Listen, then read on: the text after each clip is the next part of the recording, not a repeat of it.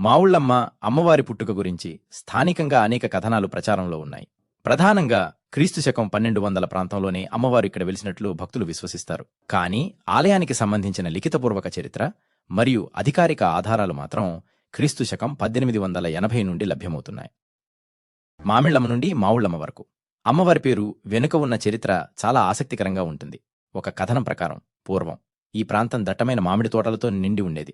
ఈ మామిడి తోటల మధ్య అమ్మవారు స్వయంభూగా వెలిసినందున ఆమెను మొదట మామిళ్ళమ్మ అని పిలిచేవారు. కాలక్రమేణా ఆ పేరు వాడుకలో మావుళ్ళమ్మగా మారింది.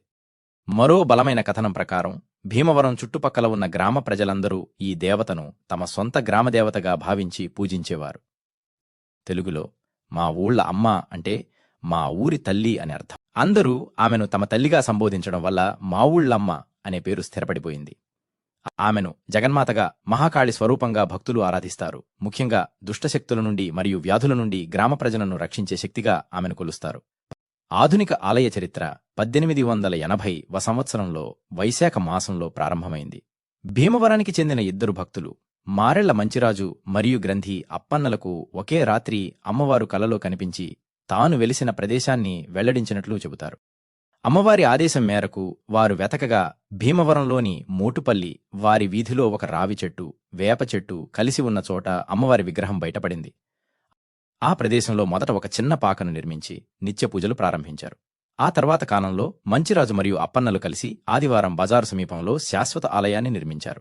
ఈ సంఘటన భీమవరం చరిత్రలో ఒక మైలురాయిగా నిలిచిపోయింది. ఎందుకంటే నాటి నుండి పట్టణ అభివృద్ధి అమ్మవారి ఆశీస్సులతో వేగవంతమైందని స్థానికుల నమ్మకం. మావుళ్ళమ్మ అమ్మవారి విగ్రహం నేడు మనం చూస్తున్నట్లుగా మొదటి నుండి లేదు. ప్రకృతి వైపరీత్యాలు మరియు శిల్పుల మార్పుల వల్ల అమ్మవారి రూపం 3 దశల్లో మార్పు చెందింది. 1910 సంవత్సరంలో భీమవరం నగరం భారీ వరదలకు గురైంది. ఆ సమయంలో ఆలయం కూడా నీట మునిగింది. దీనివల్ల అమ్మవారి అసలు విగ్రహం పాక్షికంగా దెబ్బతిన్నది. ఈ సంఘటన భక్తులను తీవ్రంగా కలచివేసింది. వరదలు తగ్గిన తర్వాత కొత్త విగ్రహాన్ని ప్రతిష్ఠించాలని నిర్ణయించారు. 1920లో కాళ్ల గ్రామానికి చెందిన ప్రముఖ శిల్పి తాతవూలు నాగభూషణాచార్యులు అమ్మవారి విగ్రహాన్ని పునర్నిర్మించారు. ఆయన అమ్మవారిని మహాకాళి స్వరూపంగా అత్యంత భయంకరంగా చెక్కారు. ఆ విగ్రహం ఎంత భీకరంగా ఉండేదంటే సామాన్య భక్తులు ఆమెను నేరుగా చూడటానికి భయపడేవారు. ఆ రూపం ప్రళయ భీకర స్వరూపిణిని తలపించేలా ఉండేది. భక్తుల విన్నపం మేరకు భీకరంగా ఉన్న విగ్రహాన్ని శాంతింపజేయడానికి మార్పులు చేయాలని నిర్ణయించారు. శిల్పి గ్రంథి నరసన్న కుమారుడైన గ్రంథి అప్పారావు అమ్మవారి ముఖకవళికలను మార్చి నేటి శాంత స్వరూపిణి రూపాన్ని తీసుకువచ్చారు. అమ్మవారిని చూస్తే ఒక మాతృమూర్తిని చూస్తున్న అనుభూతి కలిగేలా ఈ మార్పు జరిగింది. మావుళ్ళమ్మ